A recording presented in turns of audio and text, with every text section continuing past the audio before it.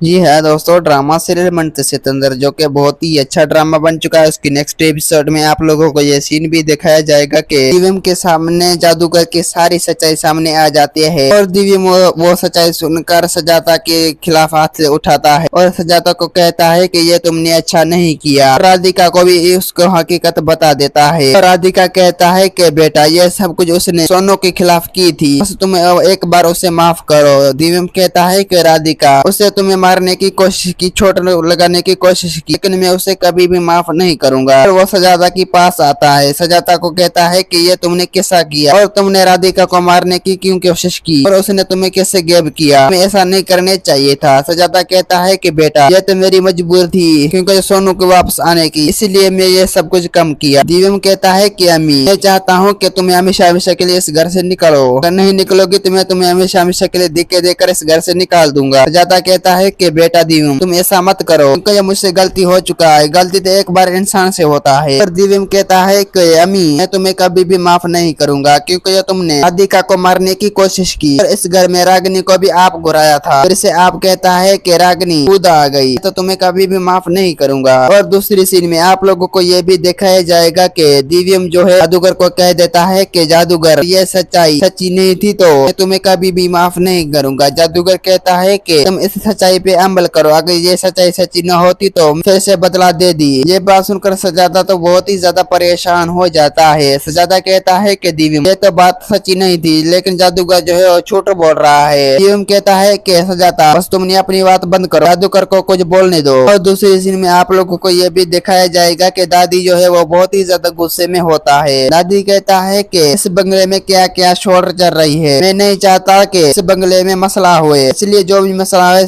सारे दिव्यम को बता दे। दोस्तों उम्मीद है कि मेरा वीडियो आप लोगों की अच्छी लगी होंगी। वीडियो अच्छी लगी तो वीडियो को लाइक और चैनल को सब्सक्राइब लामी करना। खुदा हाफिज।